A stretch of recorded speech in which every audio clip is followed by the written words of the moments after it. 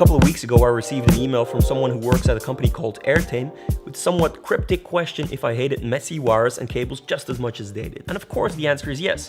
And then the follow-up question in that email was, in that case, would you care to review our wireless screen sharing product called Airtame?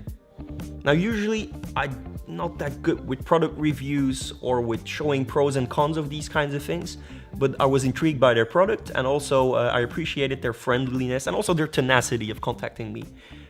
So I said yes, and they sent me Airtame. This video is all about what this product can do for you, how it positions itself among the competition, and how it could add value to the office.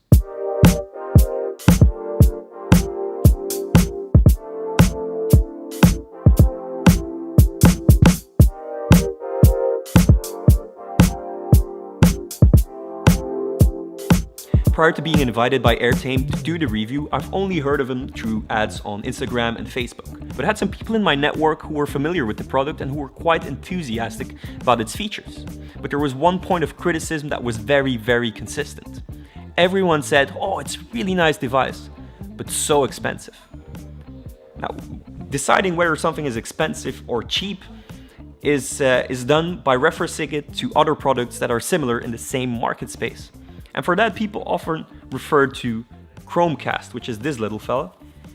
And you have to admit, they look quite alike. And one would think that they compete in the same market space, but that's not the case. Because in the demo call I had with Airtame, they really emphasized and stressed that they're not in the consumer market. They're doing B2B. If you're not a company, you cannot buy Airtame. And that's important to know. If you're looking for a Chromecast alternative, Airtame is not what you're looking for. The real competitors are companies like Barco, who have that ClickShare product, which is over €1,000 a piece.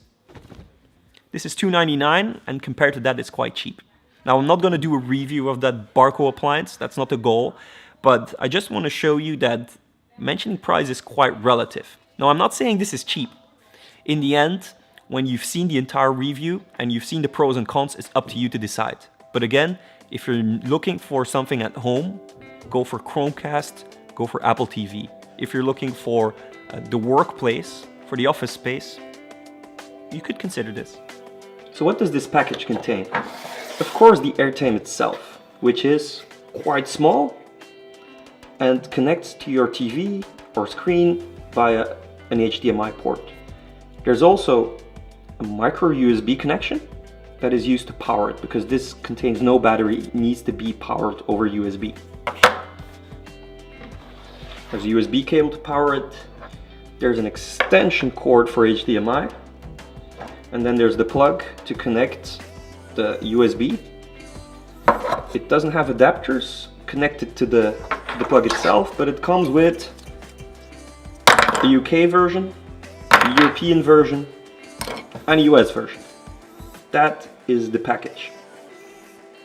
Now, in my opinion, Airtame has a bit of a perception problem there. If every single one thinks that they're expensive and that it's a replacement for Chromecast, they have an issue. Even though I was well informed during the demo call, prior to that I had no real knowledge of that, and I thought it was an expensive Chromecast too. So, dear people of Airtame, you might want to change your marketing a bit or focus your marketing towards that. Airtame is a business product, not a consumer product.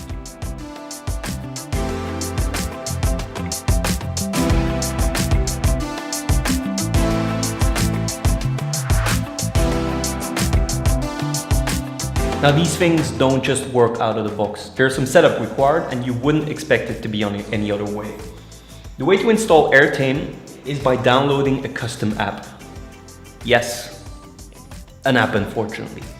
So you go to airtame.com, and at the products page there is a download app button. You click it, and then for your operating system you can download the according app.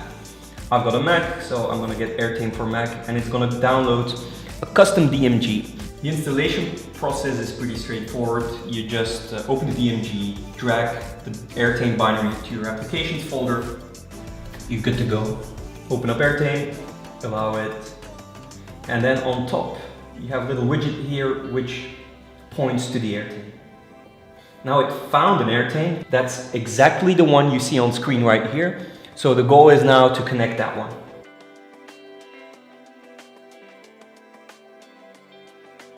You can see right here on the screen that we are connected. The Airtame app is installed. The Airtame device has been paired, configured and connected. Now it's time to actually cast my desktop. So let's do it. It should be quite simple. I'm clicking here on the Airtame icon, which takes me to this dashboard. I have a share screen button and also a share window button, which I can pick and choose from. I'll just go for the full screen. I'm sharing it, and just a second later, as you can see on my secondary screen right there, it has been casted. There is, however, another mode, as you can see, share window. So I'm clicking window and I am selecting, for example, this Word document. I'm clicking, and then just the Word document gets casted to the other screen. I'm switching to my browser on my computer, and on the other screen, you'll see that the Word document is still present. There's also a third mode, which is called audio mode, and it's just a toggle between on and off. By default, it's off. If you put it on, it's a sort of dedicated audio mode where it guarantees that the audio and the video are nicely synchronized at 1080p Full HD. Now there's plenty more to it. This is all pretty straightforward, and all of these kinds of things could be done by tools like Chromecast. But let's dive a bit deeper and stop casting and go to the settings. So when you hover over your Airtame in the list on your app, you have a settings button. When you click that, you go to a settings screen where a bunch of settings will be available. That's also the place where I did the initial setup and where my Airtame is named. You can see that it's called Airtame 1. Then there's a bunch of things that you can change on there. One thing that I find particularly interesting about Airtame is the way they deal with stuff that is happening while you're not casting.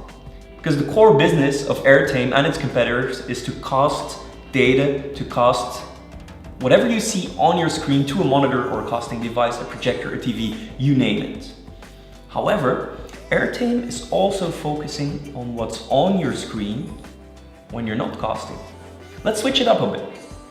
So the home screen overlay has a guide.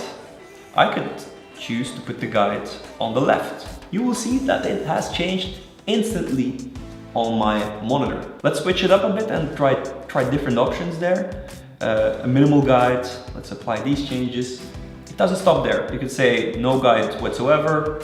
Let's see this in action. This is just a set of random pictures. But we might want to change from random pictures to something that is actually meaningful to us. Now it's a default home screen with a guide. I can select an image. There's also another option, which is the website, www.airtame.com. You apply the changes and the website should be appearing on my monitor. There we go. Now a word of warning, this browser that is used to display the website isn't that intricate, isn't that advanced. So keep in mind that I think JavaScript animations and videos and Flash, it's not really meant to do that. It's meant for semi-static stuff. Let's try pushing it a bit. I have a website that is a bit more animated. So I'm gonna go to footing.eu, apply the changes and see what happens. It looks like it's failing. There's a bunch of advanced settings that I want to take you through.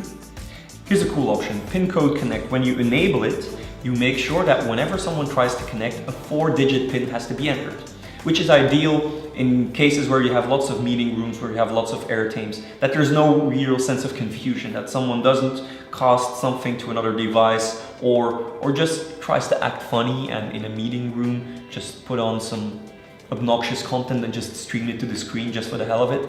So let's enable that, apply the changes and try to connect again. I'm going to try sharing my screen and all of a sudden there's a code on screen, 7614. Let's try this, 7614. Nice feature. Make sure that there's no confusion, that you have to be close to the screen, close to the TV screen before you can actually start casting. There is also a password protection mode, which behaves quite a bit differently than the 4-digit pin. The pin is there for, not really for security reasons, but just to make sure that you're on the right Airtame, that you're close to it. Password protection, however, is more from an administrator point of view, that makes sure that the admin can protect the settings page. And you don't want clever users just to hack into the device and then change some settings. By enabling password protection, you can enter a password, and whenever I want to go back to the settings page, I have to enter the password. Now by default, a 2.5 gigahertz access point is exposed. So that means you can directly connect to the Airtame without being connected to the local Wi-Fi system of the office where you're at and start casting. The downside is, on your phone or on your laptop, you'll have to connect to the Wi-Fi of the Airtame. That means you have no real internet connectivity. That is enabled by default. You can also enable a 5.2 gigahertz one, and there is an option to do Wi-Fi forwarding, and that's a good one. So that makes sure that you actually have a sort of guest access network directly through the Airtame's access point. But let's try that last option here, AirPlay. AirPlay is a protocol by Apple, and when I enable it, I should be able to cast some stuff from my phone to the screen. On my phone, I see Taste Airtame 1 here. So I press it. That's my phone alright, without having to install extra features. That's useful. Now, however, word of warning, the AirPlay is only for static data. Pictures, documents, not for video. That's where Airtame could improve if they want, by making this powerful enough, if they can, using the hardware they have, to be able to just stream video in full HD from your phone to your screen. What I've shown you so far is quite cool in terms of features. Some features are as expected, some features are quite nice and interesting, but the most interesting feature of Airtame I conveniently glanced over in the settings page. I'm going to show it to you right now. I'm going back to the settings, and there is a cloud token field that I can fill up. Now this cloud token allows my Airtame device to synchronize and connect itself to the cloud, where Airtame has a portal online where you can manage your Airtame remotely. That's quite cool. So I click Open Cloud, it opens a browser window and sends me to airtame.cloud. You have to log in with your account. I already have an account. So I'm gonna click Add Airtame. I'm gonna copy the code, go back there, paste the cloud token, and apply the changes. And there it is. It is online, Taste Airtame 1 connected to the Compbell handheld network, its IP, its signal strength of the Wi-Fi, the fact that the access point is up, which background I have, and then there's some stuff to be done. I can create groups of locations and then make sure that if you have multiple offices, multiple sites, that all the Airtames are categorized per group. Now let's go to this Airtame, maybe edit some settings. I can change the overlay and make sure that it is a guide that is on the left. I'm going to apply these changes. Now, this isn't something I should necessarily be doing while I'm in the office. I can do that remotely. And as you'll see, via remote connection, it has changed some parameters, some settings about this Airtame. What's the point of having a really nice admin interface if you only have a single device? The answer to that is, I don't. I have two devices for the sake of this review. And I'm going to connect the second one, which is connected to that TV over there, and make it interact with the first one, which is connected to that monitor there. When I open my Airtame app, I now see two devices. So I can cast to the TV, I can cast to the monitor. Let's give it a go. I'll take this web browser tab. I'm going to share it to Airtame 1. I have to add the pin 3496, and it starts casting my screen right over there. I can also share it to Airtame 2.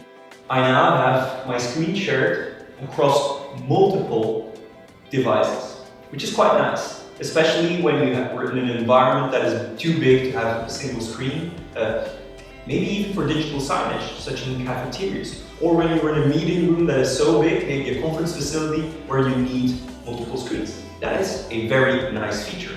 And while I'm close to this TV, I'll show you another feature. You know that video mode that I talked about? Let's give it a test run.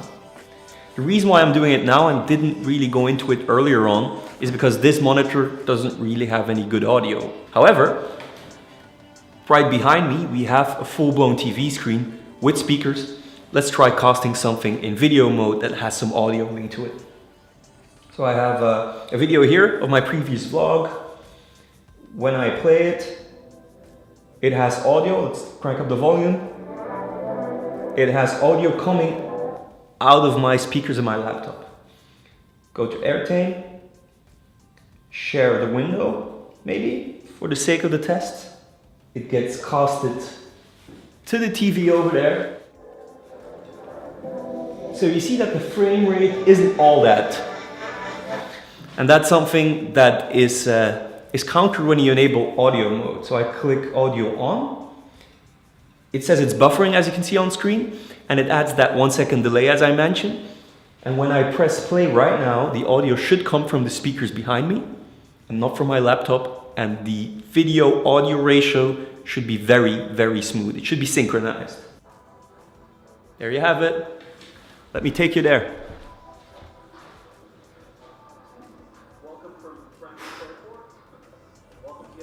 Not that smooth though. The idea is nice. The execution not so much. I'm not sure, is this my fault? Is this Airtame's fault? There you go. That was my review of the Airtame. If you ask me to rate the product, I'll give it a 7 out of 10. I like the product. It has some really distinguishing features. The fact that you have a cloud portal and you can manage it remotely is a big plus. The fact that the company Airtame will focus more and more on digital signage is also a great advantage. With digital signage, I mean that they'll be doing lots of app integrations, which are now in beta, to display other features on the screen when you're not casting. Instead of this home screen or the website or an image, you might have a calendar of what is booked in this meeting room. Or if you use these monitors with Airtame in a cafeteria, what the menu is. You name it. Lots of app integrations coming up, so that's great, looking forward to it. The reason why I'm giving it a 7 and not an 8 or a 9 is that it was quite glitchy in the setup phase. It took me quite a while to get it set up. And sometimes when I did follow instructions and I did overcome certain obstacles, it still managed to disappear from my list or unable to connect to. But eventually I sorted all that out. It took me some time, however, and now it's working fine and I'm planning to continue using it. That's an important one. It's not just for the sake of the review. I am closely going to consider using it in the office and maybe consider purchasing more devices like that. Yes, it is a boundary. It is an obstacle to install an app. But all the competing products in the business market all require an app. So that's it. Hope you enjoyed it. Leave some feedback below, not just for me, but for other people who are considering buying an Airtame. Thanks to the people of Airtame for inviting me. I hope a 7 out of 10 is not that harsh. You asked me to be honest. I am honest. Thank you and see you in the next vlog. Bye.